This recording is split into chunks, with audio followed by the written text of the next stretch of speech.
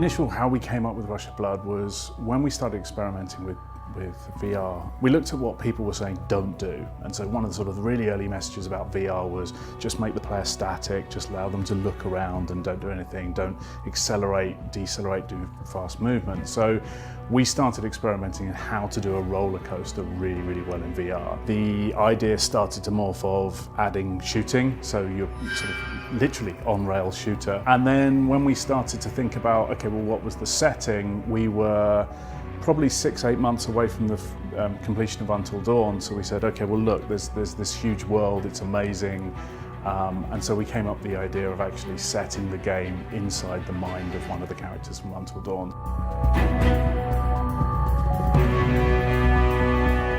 You know, there's a story there, and it's a self-contained storyline. If you understand what Until Dawn, you'll immediately start to pick up on the cues, the locations, the characters. But fundamentally, it works brilliantly as just this sort of really crazy, freaky fairground ride.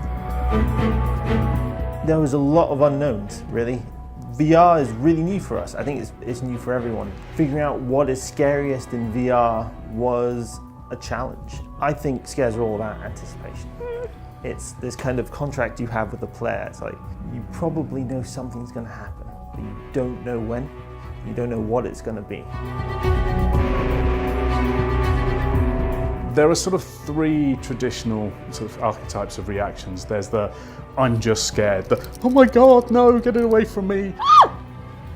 Then there's the swearer. You see them mumbling under their breath and swearing at the television because they didn't want to get caught out. Oh, thank God. Oh, thank God. And the third person is the completely cool person who just sits there and you watch them and they don't react. And then generally what's weird is they take it off and they go, that was amazing.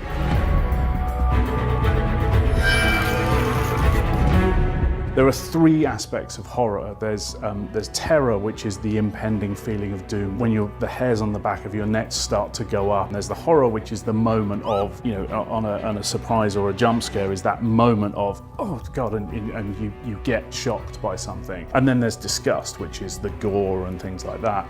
And VR gives us some incredible tools to build up terror, in which case that makes it more likely that we get you with the horror, and it allows us to do a little bit more with the disgust. Oh, what is that? So why should you be excited about Rush of Blood? We really, really designed it specifically for VR. This isn't a bolt-on thing. We designed it from the ground up to take advantage of PlayStation VR. It's an incredible roller coaster ride into horror from the team that brought you Until Dawn.